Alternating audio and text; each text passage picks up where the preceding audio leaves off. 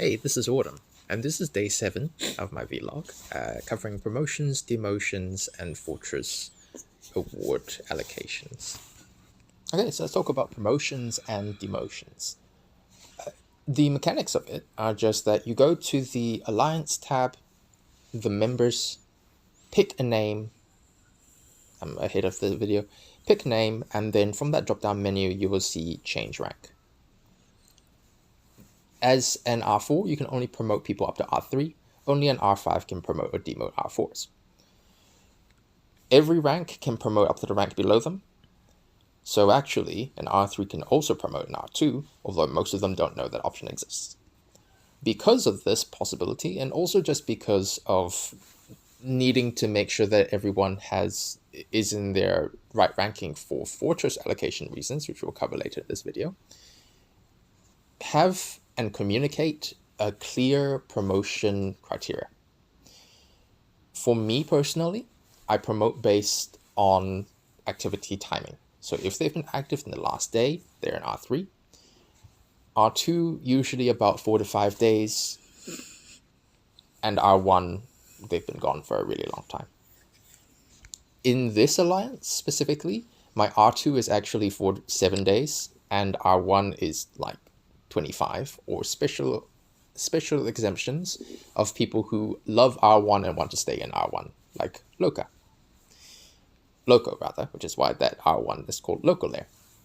In my competitive alliance, which you will see sometime next week on the videos, is my R2 is actually for farms or alts, people who are checking out my alliance for during transfers, and then R1 is for people who are gone for a really long time. But other alliances do it by strength. So, for example, FC5s or FC3s in R3, and then people who are less strong in R2. It's also a very common scheme.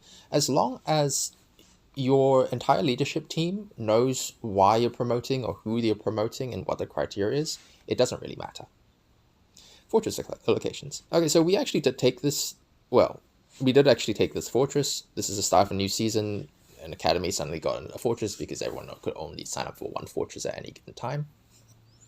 And for Fortress allocations, there are about 4 to 5 different ways you can allocate, but the simplest one is even allocation, where that all you do is you select all in the bottom left, as you see there, and then you just remove everyone who's been inactive for a really long time.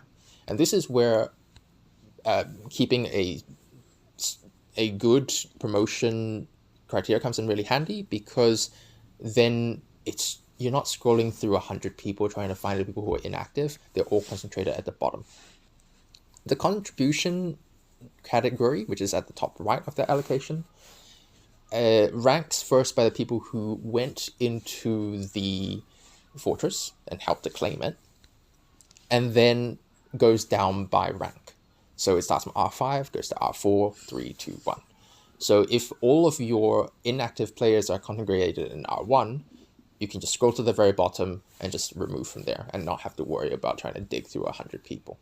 Saves energy, basically. In this case, I do have to do that because I do have some people who have been allocated to R4 that are being kept in R4 for sentimental reasons. So that's a different case. Just have to deal with it. The silver chests, there's only 40 of them for regular fortresses. So that means that a lot of people will be left out if you have a very active alliance. So usually I just give it to the people who showed up to the fortress, and then just kind of leave it like that from there. What I could also do is go to furnace rank and start from the bottom up, because the silver chests are actually really minimal rewards. So it doesn't really matter either way, but minimal rewards mean more to weaker players than they do to stronger players. There are also several other categories. Power, as you can see in this one here. There's furnace rank, there's alliance rank, and there's contribution. So pick the one that you need to use the best. For example, with Mia shards or Molly shards or whatever shard they are, you normally want to give them to the people who don't have them at max. So often you want to look at sort of weaker players there. Or you can ask in alliance messages for them to request shards. Buffs often are shared between all of the state. And here's the thing about Fortress allocation rewards. You don't need to have been in the alliance before reset in order to get one. You just need to be in the alliance when the person is giving out the rewards. And you can only be an R4 or an R5 to give out rewards. So you can absolutely share the 20% buffs to the rally leaders in your state. And a lot of long-term cooperative states do that. It's just, it makes it easier for SVS, and you're going to be cooperating in SVS anyway, unless you don't want to and you want to lose more often. So, yeah, basically that's it. I'm just doing it over and over, and also kind of just explaining and showing to you guys who are watching what I do here. There's no real point in giving rewards to players who've been offline for a really long time. Unless they specifically told you that they're coming back, there's no guarantee when they're going to come back. And even though the rewards don't get lost, that could go to someone who is actively playing and will be using it.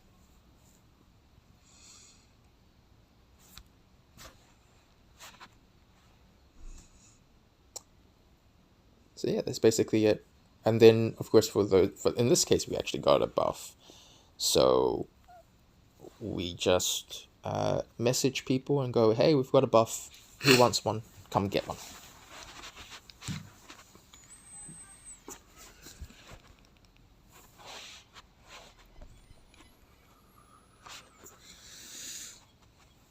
But yeah, that's basically it for promotions, demotions, and Fortress reward allocation. And now I have 6 minutes left to talk about a different stuff. Okay, so let's talk about promotions and demotions, and I will start bitching once again. The promotions, the ranks don't really matter. For the most part, they are a management criteria for administration. But some people in this game really, really care about their rank. The players I've run into the most often that care about it this much have been Turkish players. That's not to say that it is a problem as a nation or as a culture, but most often it's Turkish, Arabic, and Middle Eastern players, I would say, in general. They get the fussiest. Oh, Indians too. Indian, Bangladeshi, and Pakistani players, they get the most aggravated when you demote them for no particular reason, or you promote them, and they get really, really happy when you promote them. It's not to say like it's a problem or anything. I just remember the Turkish players most because they're the ones that made the biggest dramas out of it. But, or like 2 or 3 or 4 people like that made the biggest dramas out of it. That being said, of course, this is 4 people out of the 500 to 600 people that I've led as an R5 and R4, so it's not really that common.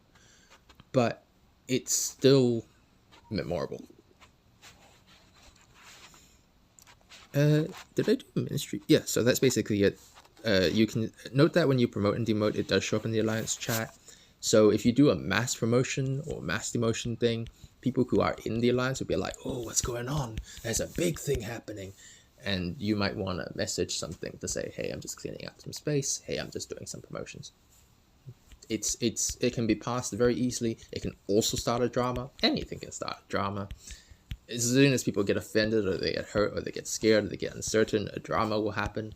So the best way to reduce as much of that as possible is just to be clear and communicate this is what's happening. If there's mass removals, that's especially sort of uncertain and dramatic. So there we go.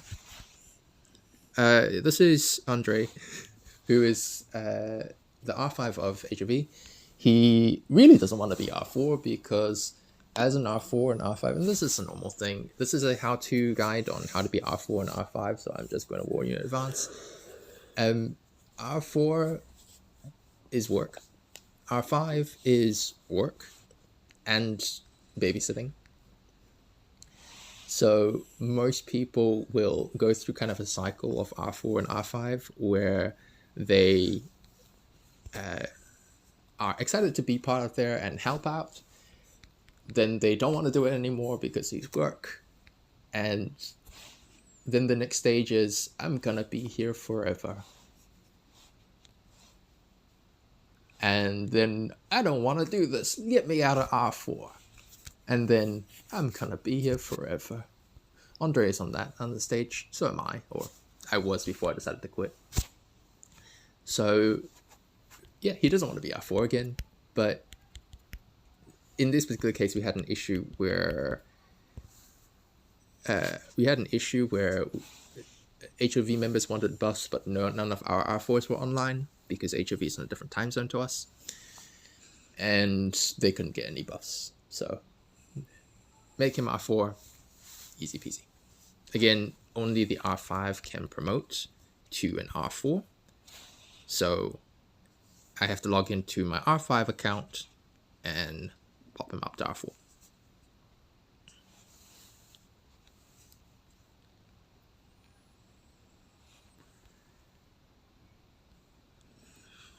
And then just going back again and making people into into R2s or R3s based on activity.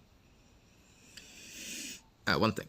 So it's very common in new player-led alliances to have a bajillion R4s. This is the promotion, ranks as valuable things, prestigious things, tendency. With new players, people promote their active players up to R4s. And so you see absolutely gigantic R4 teams. The R4 is, as you can see from this entire series, really,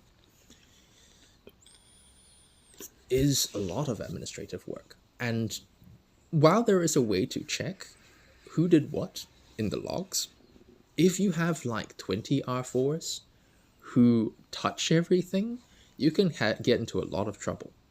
Because, for example, with Foundry, every R4 can move people, can assign people to a specific legion. And if you have like 15 R4s and some of them just touch things that they're not supposed to touch, you can get really messy and people might not be able to play when they were so eager to. You might get people who weren't eager to play who just randomly get added in, and now everyone else has a harder battle. So the more cooks you have in the kitchen who don't know what they're not supposed to touch, the harder it is to manage administration. So if you have 15 plus people, I say this as you look at my 15 R4s, normally speaking, that is a new player-led or a relatively casual player-led alliance. Anyway, I got off on a tangent. That's everything for today. And if you have any questions, pop them in the comments.